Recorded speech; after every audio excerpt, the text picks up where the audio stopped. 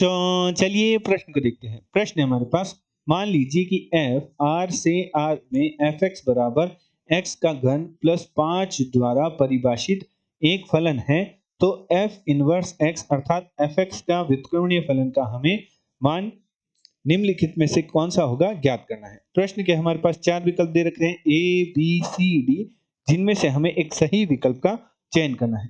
चलिए सर्वप्रथम हम प्रश्न के लिए मुख्य अवधारणा लिखते हैं।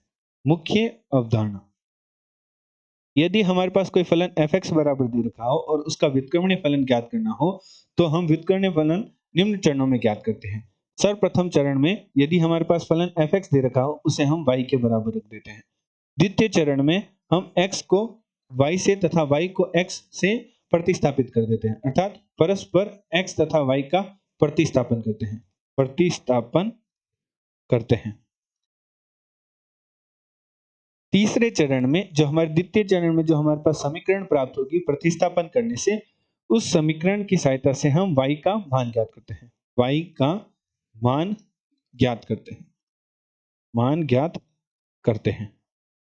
और चौथे चरण में जो हमारा y का मान है, वही हमारे फलन के व्युत्क्रमणीय फलन का मान है, अर्थात y बराबर f इनवर्स x के हैं। अतः प्रश्नानुसार हमारे पास फलन fx बराबर दे रखा है, जो कि हमें दे रखा है x का घन प्लस 5।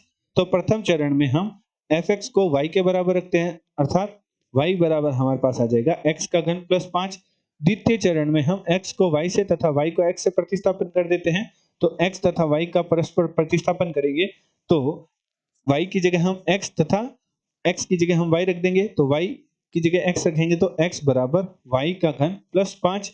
तीसरे चरण में हम y का मान ज्ञात करते हैं, तो y का मान ज्ञात करेंगे तो हमारे पास प्राप्त होगा y का घन बराबर x माइनस 5। तो y बराबर हमारे पास प्राप्त हो जाएगा x माइनस 5 की घात 1/3, अर्थात x माइनस 5 का घनमूल। और चौथे चरण में जो हमारा y का मान है, वही हमारे फलन के व्युत्क्रमणीय फलन का मान है, अर्थात f इनवर्स x बराबर y के बराबर है। तो हमारे पास जो f इनवर्स x का जो मान प्राप्त हुआ, f इनवर्स x बराबर हमारे पास प्राप्त हुआ x माइनस 5 की घात 1/3 या x माइनस 5 का घनमूल। तो चलिए प्रश्न के विकल्प देखते हैं कि x माइनस 5 की घात 1/3 हमारे पास प्राप्त हो रहा है बी विकल्प में, अर्थात हमारे प्रश्न का बी विकल्प सही उत्तर है। आशा करते हैं आपको प्रश्न का समझ आया होगा। धन्यवाद।